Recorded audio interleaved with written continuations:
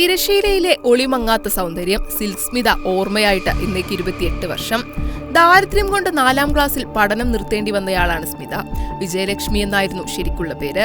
ആന്ധ്രാപ്രദേശിലെ എല്ലൂർ സ്വദേശിയായ വിജയലക്ഷ്മി പിന്നീട് അക്കാലത്ത് തെന്നിന്ത്യൻ സിനിമയുടെ തന്നെ കേന്ദ്രമായിരുന്ന മദ്രാസിലെ കോടമ്പാക്കത്തേക്ക് എത്തി.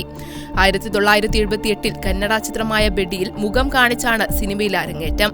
1979 വണ്ടിച്ചക്രം എന്ന തമിഴ് ചിത്രത്തിലെ സിൽക്ക് എന്ന കഥാപാത്രമാണ് കരിയർ ബ്രേക്ക് ആയത്. സ്മിതയുടെ സാന്നിധ്യം സിനിമകൾക്ക് മിനിമം ഗ്യാരണ്ടി കൊടുക്കുന്ന ഒരു കാലമാണ് പിന്നീടുണ്ടായത്.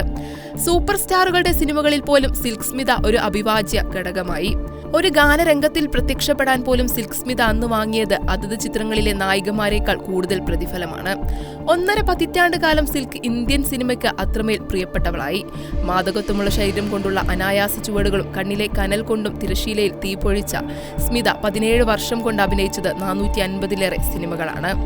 ഒടുവിൽ സ്വയം മരണം തിരഞ്ഞെടുത്തപ്പോൾ അവരുടെ മൃതദേഹത്തിനു ചുറ്റും തടിച്ചുകൂടാൻ പക്ഷെ ആരും ഉണ്ടായില്ല. 36ാം വയസ്സിലായിരുന്നു അത്. 1996 സെപ്റ്റംബർ 23 കോടമ്പക്കത്തെ വസതിയിലാണ് സ്മിതയെ തൂങ്ങി മരിച്ച നിലയിൽ കണ്ടെത്തിയത്. ആത്മഹത്യയാണെന്ന് വിവിധ പരിശോധനകൾ സ്ഥിരീകരിച്ചു. പക്ഷെ എന്തിന് എന്ന വലിയ ചോദ്യത്തിന് തൃപ്തികരമായ ഉത്തരമുണ്ടായിരുന്നില്ല അന്നും ഇന്നും. സിൽക്ക് സ്മിതയുടെ ഡേറ്റിനായി ക്യൂ നിന്നവരും ചിത്രങ്ങൾ കാണാൻ ആദ്യ ദിനം തിയേറ്ററിൽ ഇരച്ചെത്തിയവരും അവരെ അവസാനമായി ഒരു നോക്ക് കാണാനെത്തിയില്ല. ഒരു അനാഥ ശവം പോലെ അവർ മദിരാശി നഗരത്തിൽ എവിടെയോ അലിഞ്ഞു ചേർന്നു. ഒരു വ്യക്തി എന്ന നിലയിലും കലാകാരി എന്ന നിലയിലും സിൽക്ക് സ്മിത പരിഗണിക്കപ്പെട്ടു തുടങ്ങിയിട്ട് അധികകാലമായിട്ടില്ല. ഹിന്ദിയിലും കന്നഡയിലും മലയാളത്തിലും സ്മിതയുടെ ജീവിതം പ്രചോദനമായ സിനിമകൾ വന്നു.